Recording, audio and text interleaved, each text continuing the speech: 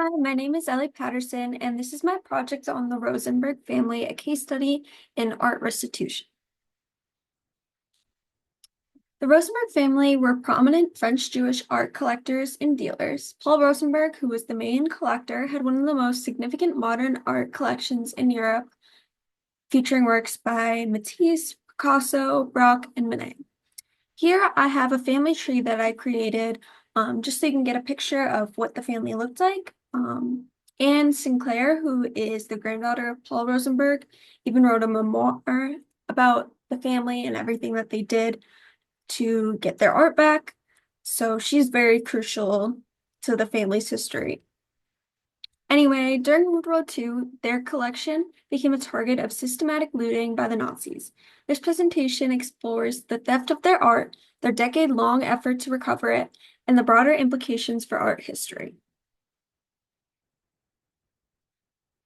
Paul Rosenberg was born in Paris, France on December 29, 1881. His father, Alexandre Rosenberg, was an antique dealer. When Paul was 16, he started working with his father and quickly acquired a love for art.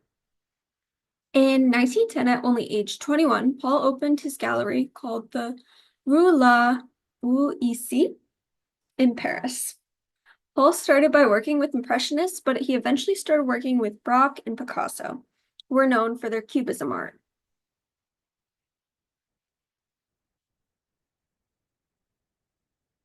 In 1940, the Nazis invaded Paris. Hitler had condemned modern artists like Picasso as degenerate. Paul Rosenberg, being a Jewish dealer in degenerate art, knew that he had a target marked on him. He fled to America, leaving the majority of his collection behind. Here you have a little pinpoint on the US map. He ended up in New York City, which is why I did that. And here's a picture of the BNCI, which I'll get into. Before leaving the United States in September 1940, Paul left 162 paintings in a vault at the Banque Nationale pour le Commerce et l'Industrie, the BNCI in Libourne. This vault included at least 33 works by Picasso, 18 by Matisse, 15 by Braque, and many more.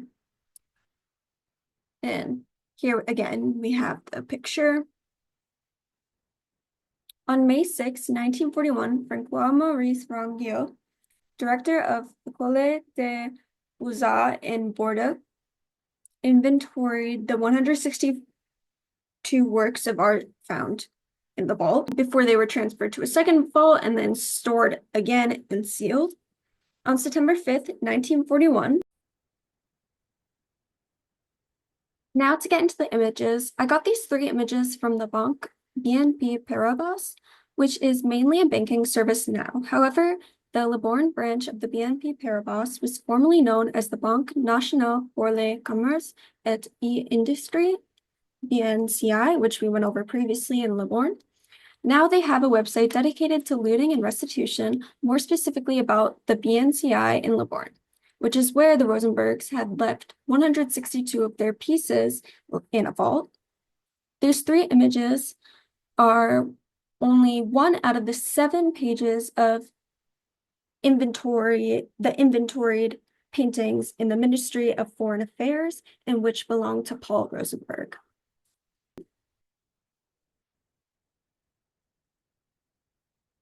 On September 5th, 1941, the Nazi looting unit Duwe-Schutzkommando got a hold of Paul's collection.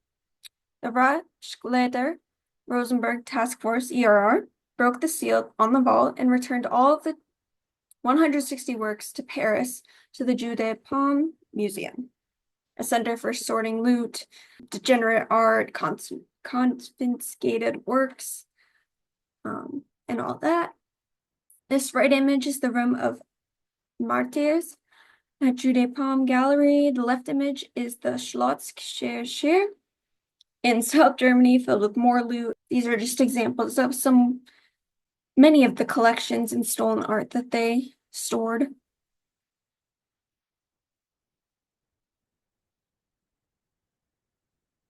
Okay, this is about the Gurlitt collection. On the far left, we have Hildebrand Gurlitt, a prominent art historian and collector. He was appointed by the Nazi Commission for Exploitation of Degenerate Art. And he died in a car crash in 1956, leaving 1,500 priceless works of art to his wife and children. So he was a vast source for looted art during the Holocaust and World War II. Cornelius Gurlitt inherited his father's art collection. And eventually, German tax investigators searched Gurlitt's apartment and discovered 1,406 pieces of art that was looted by the ERR at some point during the war, and ended up with the Gurlitt family. And in 2012, which is when his apartment was searched, and in the apartment, they found The Seated Woman by Henry Matisse, and it was eventually returned to a representative in the Rosenberg family on May 15th, 2015, 3 years after the search in the apartment. This is A Woman in Blue in Front of a Fireplace by Henry Matisse. It was found in the Gurlitt collection back in 2013 when they were still going through it, and returned to descendants of Paul Rosenberg in March 2014. I'd like to mention that some sources said that it was found in a Norwegian museum and eventually shipped back to the Rosenberg family, but more sources did say that it was found in the Gurlitt collection. It could have been intertwined somewhere, but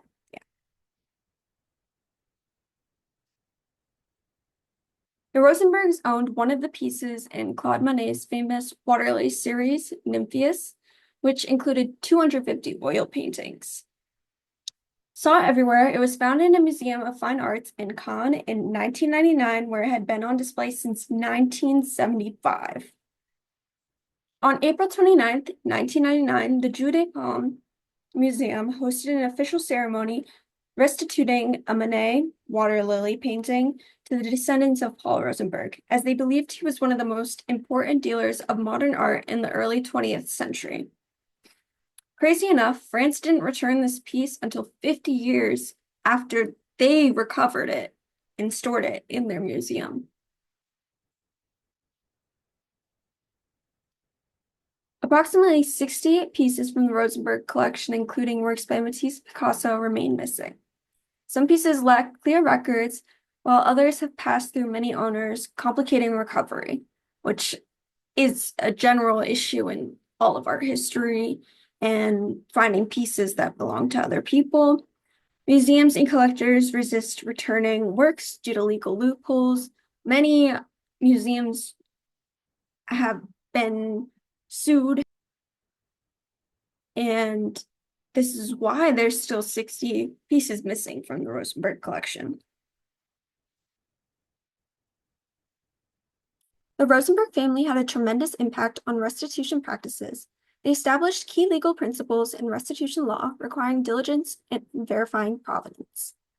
The family influenced international restitution policies like the 1988 Washington Principles on Nazi confiscated art, which aimed to guide the restitution of artwork seized by the Nazis. In addition, the Rosenbergs encouraged museums such as the Louvre and the Musée d'Orsay, which are some of the most famous art museums in the world located in Paris, France, to reevaluate their collections for Nazi-looted art. Overall, the Rosenbergs brought attention to human stories behind stolen artworks, creating a moral imperative for restitution. All these steps represent a significant step towards justice for Holocaust survivors and their descendants. Now, in regard to the photos, the one on the left is a release poster for the movie The Train in 1964, starring Burt Lancaster. This movie was inspired by Paul Rosenberg's stolen art collection, so I felt the need to include it. The one on the right is the 21 Rue Bourget, which I will get more into in the next slide.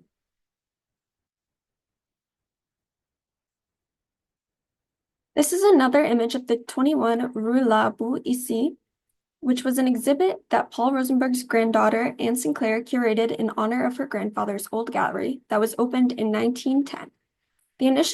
The initial gallery was sold because Paul decided to never return to France.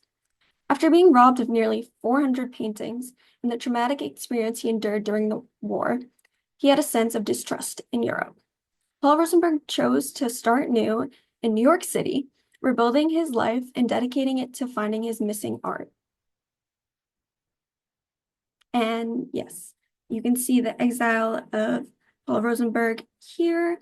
And this was by Sophie Lloyd, the picture. And this last image is of Paul Rosenberg and his granddaughter, Anne Sinclair, who had a significant impact on the art restitution and making sure the Rosenberg family's name is heard. So in addition to creating the 21 Rue La Boue ici exhibit, Paul's granddaughter, Anne Sinclair, has written a memoir titled My Grandfather's Gallery, a family memoir of art and war. She discussed his many contributions of the world of modern art and the challenges he faced during the Nazi occupation. Overall, the Rosenberg family shows resilience and advocacy profoundly influencing art restitution practices. Their journey highlights the enduring significance of cultural heritage restitution, and the family will continue to search for the remaining 60 pieces that are missing. Paul Rosenberg and his family will forever hold a lasting legacy, rooted in their monumental contributions to art, their resilience in the face of adversity, and their role in history. Their legacy will continue to resonate with myself and others. The Rosenberg family will never be forgotten. And this is my bibliography.